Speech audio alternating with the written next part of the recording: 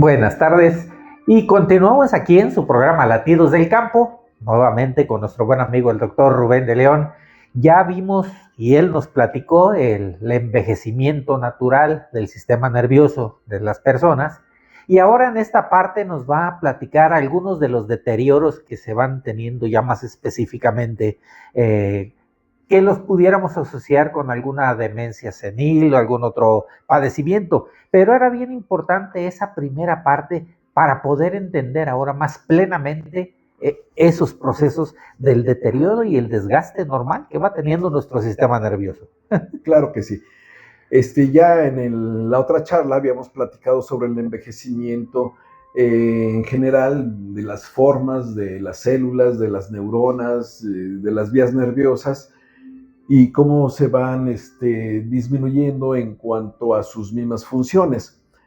Nada más nos faltaría hablar de las funciones del cerebro, a las que les vamos a llamar las funciones mentales superiores, que es muy distinto a lo anatómico. Aquí lo único que nosotros tenemos que detectar o considerar es que el cerebro es un órgano muy complejo. Casi les podría decir que es la maravilla más grande que existe en el universo. Es tan complejo que no se le puede comparar con nada. Por favor, ni siquiera se les ocurra compararlo con una computadora. No, somos mucho más complejos que la computadora. Sí. Empezando por la inteligencia. Y hay cosas que la ciencia no ha podido determinar. ¿En qué momento toda esta masa de células, de axones, de sustancias químicas, de estímulos eléctricos, neurotransmisores y demás, todo esto, en qué momento se enlazan con un pensamiento, con una emoción? ¿Dónde está el link, el enlace? ¿Cómo se crea? Eso todavía no nos lo ha dicho ni la ciencia, ni la filosofía, ni nadie. Lo cual lo hace todavía más interesante al cerebro. Pero sí va a ser muy necesario que hablemos de algunas funciones mentales que les llamamos las funciones mentales superiores, porque también se van a ver un poco afectadas con el envejecimiento. Pero ahorita les voy a dar dos tips o dos informaciones muy importantes de por qué no hay que alarmarse tanto. Parte de nuestras funciones mentales superiores está la atención. Así como ahorita que todo el mundo está atento a lo que estamos diciendo, es porque están ejerciendo una función mental en el cual su cerebro está recibiendo, procesando, transformando y aquilatando o quedándose con la información para ver qué tanto dejan en la memoria y qué tanto no. Pues es importante la atención. La otra es la memoria. Imagínate cuántas cosas acumulamos nosotros. Ojalá lo pudiéramos decir en gigabytes, pero no vamos a acabar nunca.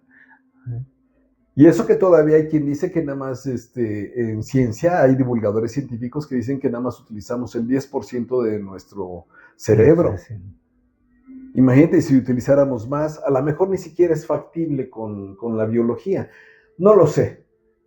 Hay otra que es el lenguaje. Hay otra función que es la abstracción, el cálculo, la toma de decisiones. Y la misma forma como hemos estado procesando los estímulos. Cuando yo puse la flama en el dedo, yo hablé de un estímulo sensorial, pero falta del estímulo visual, el estímulo olfatorio, el del gusto, el del oído. Todo eso capta información que el cerebro la procesa, la transforma y con mucha de esa información nos quedamos. Fíjate que una pequeña pausita. Y lo interesante y tan importante de todo esto, que a lo mejor, así como lo platicaste, ponemos la flama, lo estamos viendo, vemos el color de la flama, sentimos, olemos, vemos todo. Pero también el cerebro llega un momento en que puedo estar volteado para otro lado, me ponen la flama de traviesos, inmediatamente huelo y reacciono. Sí, porque ya conozco ese olor y sé a qué huele el determinado células o X tejido que se está quemando.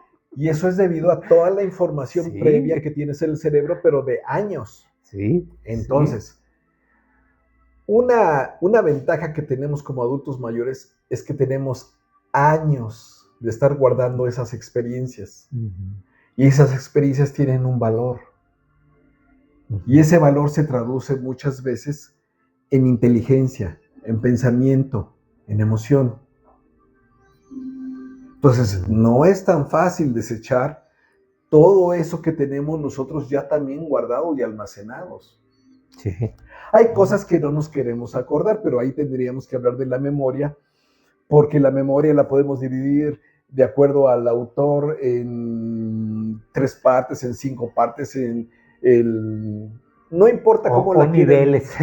No importa cómo la quieran dividir el científico en cuestión. El chiste es que de repente la memoria puede ser muy importante para nosotros. La memoria se almacena en medio del cerebro. Donde está el cerebro, en medio hay una estructura que se llama hipocampo. Ahí en el hipocampo están todos nuestros recuerdos y todas nuestras memorias. Pero resulta que si en este momento tú estás recibiendo una información del envejecimiento del cerebro, tienes que estar dándole un espacio a esa información para guardarla en tu memoria y después procesarla. Sí. Pero si de repente todos esos cajoncitos que tienes metidos de cosas y de memorias de otros tiempos, ya no la usas, la sacas. O no la usas, o la olvidas. Por ejemplo, si te digo ahorita, oye, ¿te acuerdas cómo se llama el artista protagonista que salió la película de Lo que el viento se llevó? A lo mejor viste la película, a lo mejor te acuerdas de la trama, te acuerdas de la cara del artista, sí, pero no te acuerdas del nombre. Sí. Ay, ¿cómo se llama? ¿Cómo se llama? Bueno, como no te acordaste de él, pero te acuerdas ahorita de que yo me llamo Rubén, estás haciendo uso de una memoria selectiva. Vas a utilizar nada más los datos que te están funcionando para este momento, no para otro momento u otro momento que ya pasó. Si de repente olvido algo, no quiere decir que estoy perdiendo la memoria. Quiere decir que estoy utilizando la memoria selectiva. Y lo mismo pasa en el lenguaje. De repente se me va una palabra, ¿cómo quería yo decir para decir que esto era así? Hasta que alguien te dice, así, sí, cierto, así se dice. Sí. Y así nos pasa con muchas cosas. Con el lenguaje, con la escritura y con muchas otras funciones. Sin embargo, con el envejecimiento del cerebro y de las neuronas y de las transmisiones y de los neuroquímicos, van disminuyendo un poco aquellas funciones mentales superiores. Pero entonces aquí va a suceder algo muy, muy interesante. Pero antes de pasar a estos 2 puntos tan interesantes, que ahorita se los comento, vamos a hablar de la demencia. Cuando vamos perdiendo las funciones mentales superiores, le llamamos deterioro cognitivo. No demencia, deterioro cognitivo. Y el deterioro se va a ir presentando gradualmente. Nosotros tenemos algunas pruebas que podemos utilizar en consultorio, que es como una encuesta, un test, que yo se las puedo aplicar a todos los adultos mayores y de acuerdo al puntaje yo puedo determinar si no tiene deterioro cognitivo, si el deterioro cognitivo es leve, moderado o severo. Al severo es al que le voy a llamar demencia. Pero la demencia que todo mundo conoce, que es el Alzheimer, ese ya no es deterioro del envejecimiento, esa es enfermedad. Y el Alzheimer, no todas las demencias son Alzheimer, son muy pocas los que son Alzheimer. Cuando tenemos el envejecimiento del cerebro, también hay un proceso de envejecimiento en cuanto a las proteínas que se utilizan a nivel cerebral, que son beta-amiloides, y se empiezan a acumular en algunas neuronas. Sí. Que cuando hacemos una investigación con imágenes, nos damos cuenta y le hemos denominado proteínas tau. Las proteínas tau nada más las encontramos en Alzheimer. Si no tiene tau, no es Alzheimer. Entonces, cuando ustedes conozcan a alguien con demencia, no le digan Alzheimer. Es muy difícil que digan, ¿cómo sabes tú que tiene las proteínas tau anidadas en las neuronas? Pues solamente que tuvieras ojos de microscopio. Sí. O sea, es incorrecto decir Alzheimer a todas las demencias. Ese es el punto número 1. Muchas veces el Alzheimer se diagnostica hasta que el individuo fallece y le hacen la necropsia. Entonces vamos a hablar de deterioro cognitivo leve, moderado y severo. Podemos tener deterioro incluso cognitivo leve y seguir viviendo normal, sin ningún problema y con una vida relacional bastante buena. Si quieren ustedes saber cuál sería su estatus de cognitivo mental, pues tendrían que ir con algún médico. Casi todos ya tienen un test donde se les puede aplicar. Hay muchas variedades y sobre eso se actúa. También tenemos, afortunadamente, centros de atención especializados para personas con demencia. O sea, ese no es la situación. Estamos hablando de un envejecimiento normal. Entonces, es importante porque la demencia solamente la hemos llegado a encontrar según algunos estudios de investigación, que incluso personalmente yo hice un estudio de investigación con mi tesis sobre el deterioro cognitivo. Nos llegamos a encontrar aproximadamente entre 13 y 15% de los adultos mayores con deterioro cognitivo. Estamos hablando 13 a 15%, o sea, 13 de cada 100. Entonces, voy a ahorita tomar la primera frase que dijiste al iniciar esta sesión. Tú dijiste demencia senil. Entonces, si nada más el 13% de los adultos mayores tienen un deterioro cognitivo, entonces ya no fue senil la demencia. Cuando dices senil, que lo dices porque así le dice mucha gente, no por es el común, no es una crítica, sí. Sino que lo estoy aprovechando para que nosotros aprendamos a mencionar las cosas como son. Exacto, como y eso también es importante. En este caso, si yo digo demencia senil, estoy diciendo que todos los seniles tienen demencia. Sí. Y no es cierto, solo es el 13%. Y también hemos encontrado demencia en personas menores de 60 años, hasta de 40 años de edad. Entonces ya no fue senil. Ya no son seniles, exacto. Y no todas las demencias son Alzheimer. Bueno, entonces, tomándolo desde ese punto de vista, vamos a ver qué es lo que provoca que el envejecimiento cerebral, el envejecimiento del sistema nervioso y las demencias sean más propensas en qué individuos. Pues en individuos que fuman, en individuos que constantemente toman alcohol. No es necesario que se emborrachen. Con que estén tomando cada semana alcohol ya es un riesgo, es un factor de riesgo para estar complicando las cosas a nivel del sistema nervioso.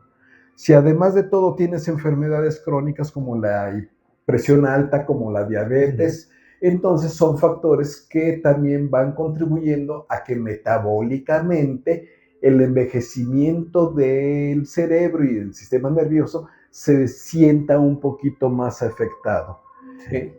Aparte, hay otros factores ambientales y sociales.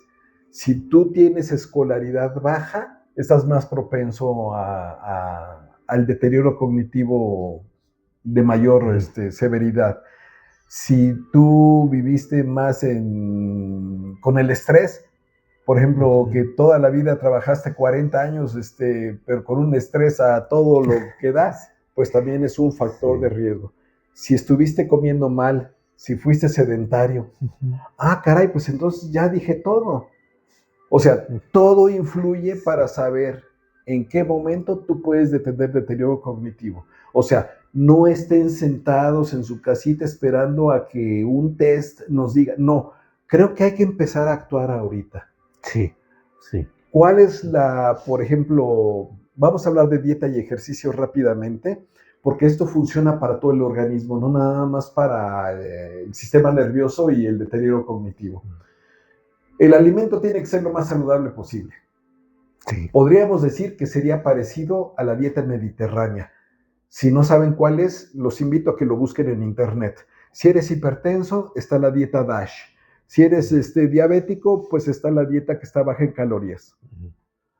Lo que sí les pido de favor es que no vayan a hacer uso de dietas hipocalóricas, que son muy, muy bajas en calorías, porque hubo unos investigadores que encontraron en sus investigaciones, valga la redundancia, de que cuando a un grupo de individuos se les alimentaba con dieta hipocalórica, bueno, aparte de que perdían peso y se quedaban delgaditos, tenían mayor probabilidad de ser longevos.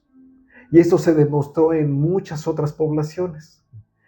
Entonces me da risa porque hubo un investigador en Estados Unidos que dijo, bueno, pues yo sí quiero vivir muchos años y quiero vivir bien, voy a comer saludable, pero voy a hacer mi dieta baja, hipocalórica, porque quiero ser más longevo. Aguantó 1 año y medio. Dijo, no. Llegó un momento que dijo, ya, écheme unos tacos al pastor o a ver qué. El pastelito. Un pastelito, una cochinita pibil. Ya no aguanto esta situación. Sí. Quiero decirles con esto que también el patrón cultural alimenticio es muy difícil de erradicar. Pero si tú, por ejemplo, dices, es que voy a comer saludable por lo menos de lunes a sábado y el domingo, a lo mejor sí me destrampo un poquito, bueno, todavía tiene más congruencia. Ejercicio. El ejercicio físico tiene que ser controlado, depende de qué edad tengas, de qué padecimientos tengas. Entonces tienes que buscar un consejo para todo eso. Hablamos el otro día de algún adulto mayor que corrió un maratón y casi ni la contaba, ¿no? No, yo creo que hay que hacer ejercicio, pero sobre todo el cardiovascular. Porque si la circulación de sangre que pasa por mi cerebro, que es muy importante, porque la circulación de sangre en mi cerebro me lleva oxígeno y me lleva glucosa para que esté trabajando a todo vapor. Entonces, necesito que la circulación de sangre esté óptima, pero va a disminuir con el envejecimiento. Sí. Entonces, ¿yo qué hago mientras? Ejercicio aeróbico. Caminar por lo menos 1 hora. Sí. Y con eso me garantizo yo más tiempo de vida, pero más tiempo de vida saludable. O sea, mi problema no es agregarle más años a la vida, sino agregarle más vida a los años. Son dos cosas distintas. Sí. Y vámonos con las dos noticias buenas. Con respecto al envejecimiento cerebral, para que podamos terminar con esto del sistema nervioso. Una se va a llamar la neuroplasticidad o la plasticidad cerebral y la otra se va a llamar reserva cognitiva. Sí. Estas dos situaciones que les acabo de comentar no tienen mucho tiempo que se descubrieron. A lo mejor alguno ya lo conoce de hace años, ¿no? Pero me refiero a, por lo menos en los últimos 100 años, tiene menos de 50 años, ¿no? Sí. La reserva cognitiva, como su nombre lo dice, es algo que yo ya tengo en reserva como si lo tuviera almacenado. Y cognitiva, pues me suena a cognición. Entonces volvemos a decir lo mismo que estábamos comentando hace rato.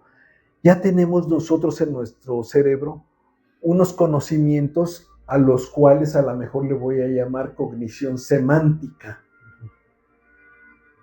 Por ejemplo, si tú eres ingeniero y toda la vida trabajaste de ingeniero y te fuiste a las universidades a dar clases de ingeniería y te jubilas y sigues activo y sigues dando conferencias y sigues, te estás generando una reserva cognitiva con la cual vas a hacer uso para no retrasar, para enlentecer el proceso de deterioro cognitivo. No sé si me di a entender. Entonces, sí. No estoy hablando que esto nada más pueda suceder en la gente que estudió una carrera, porque hay gente que se ha dedicado, por ejemplo, a leer. Hay gente que le gusta mucho la lectura. Si toda la vida has leído libros, independientemente de que tengas o no tengas una profesión, o que hayas tenido un empleo u otro empleo, eso te da otro entendimiento de las cosas, otra estructura. Un oficio creativo, por ejemplo. Un oficio creativo. Un carpintero. Entonces quiere decir que si yo no tengo esa reserva cognitiva, sí puedo llevar a cabo algunas acciones para estar generando un enlentecimiento del deterioro o del envejecimiento cerebral. Sí, cómo no. Actividades como esa, y volvemos a caer otra vez, lee un libro, pinta un cuadro, aprende un instrumento musical, un idioma, como lo aprende un idioma, ya esa sería la mejor, digamos. De hecho, hay algunos investigadores que dicen que dentro de los factores que le ayudan a los individuos a tener menos deterioro cognitivo es el bilingüismo.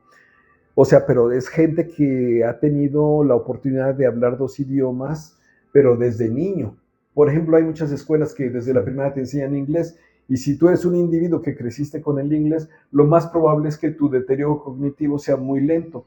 Pero si aparte le agregas otro idioma, todavía es más lento, porque mantienes tus neuronas en actividad total. Sí, a lo mejor te puedes morir de otra cosa, menos de demencia o Alzheimer. Sí. Eso sí es seguro. Claro que el Alzheimer tiene su componente genético, sí, pero esa la dejamos ahorita afuera porque nada más estamos hablando de proceso de envejecimiento normal. Exacto. O sea, no hay envejecimiento patológico. Y vamos a hablar ahora de la plasticidad cerebral. ¿A qué les suena a ustedes plasticidad? A la facilidad de activarse, de moverse. Como si fuera plastilina, exacto, de moldear. Algo que podamos moldear. Entonces se descubrió que era plástico, el cerebro y el sistema nervioso. ¿Qué quiere decir eso? Vuelve a poner tu mano para las neuronas. Hagan de cuenta que nosotros tenemos estas neuronas con sus conexiones con la otra neurona. Y vamos a poner las otras neuronas. Y de repente vamos a quitarlas de abajo porque se murieron. Supuestamente ya tengo menos masa y menos capacidad funcional, pero ocurrió algo raro. Empezaron a salir más raíces de esta neurona, también la tuya, para conectarse. Aumentaron las conexiones entre las neuronas existentes y con eso suplieron las funciones que se podían estar perdiendo, de las que se perdieron. Eso sí, es un proceso adaptativo del cerebro en contra de un envejecimiento. Entonces, ¿podemos vivir bien y con la cognición bien hasta el último? Sí, pero se necesitan todas las demás cosas. Comer bien, comer saludable, hacer ejercicio, tener un ambiente propicio, un ambiente familiar, socializar, tener amigos. Por favor, búsquense amigos o amistades, jugar juegos de mesa, ajedrez, cartas, damas, no sé qué, dominó. Cualquier juego de mesa. Ahora, los juegos de formar palabras, el Scrabble, todos esos que te ayudan a pensar un poquito. Todo aquello que esté provocando que se estén trabajando las conexiones entre neuronas te va a ayudar a enlentecer el proceso de deterioro.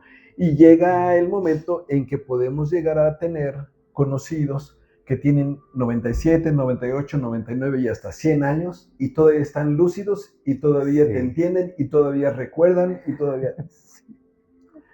Entonces depende de muchos factores. ¿De qué? De toda la historia que tengo detrás de mí. Enfermedades y hábitos. Si ya no tuve hábitos saludables antes, ¿por qué no empiezo ahorita? Nunca es tarde para empezar. Nunca es tarde para empezar. Entonces, estas son las recomendaciones protectoras que les damos para evitar precisamente que se haga más ostensible un deterioro cognitivo. Creo que lo merecemos nosotros y luego lo merecemos nuestros familiares. Siempre estamos muy temerosos de que no quiero que me dé demencia y que mis familiares ya no me van a aguantar. Pues entonces empiece por llevar a cabo acciones. Cuidar ahorita, claro. Empiézate a cuidar ahorita para que no te preocupen tus familiares más adelante. Es bien interesante, de veras. Qué importante lo que nos acabas de comentar en estos temas. Es también aprender a querernos a nosotros mismos. ¿Cómo queremos, y como lo dijiste alguna vez, cómo queremos vivir dentro de 10, de 20 años? ¿Cómo queremos llegar a esa edad? Y entonces nos tendremos que regresar a la charla del sentido de vida. Sí, exactamente.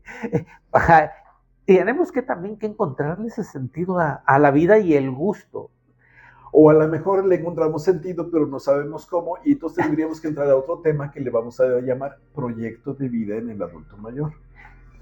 Que es una herramienta muy útil para aquellos que nos pudiera costar mucho trabajo el decir, bueno, ok, ya estoy consciente que tengo todo un historial, mi herencia genética y de vida me trajo hasta aquí en estas condiciones, pero tengo sentido de vida porque quiero ver crecer a mis nietos y que se casen y demás. Ok, perfecto.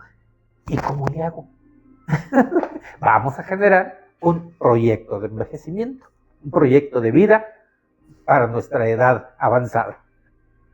Doctor, qué interesante, y ese va a ser otro muy buen tema, de Claro que sí, verdad. claro, si lo dejamos pendiente ese tema. Claro que sí. Carlos, Muchísimas gracias, gusto doctor saludarte. Rubén de León, aquí con nosotros en Latidos del Campo.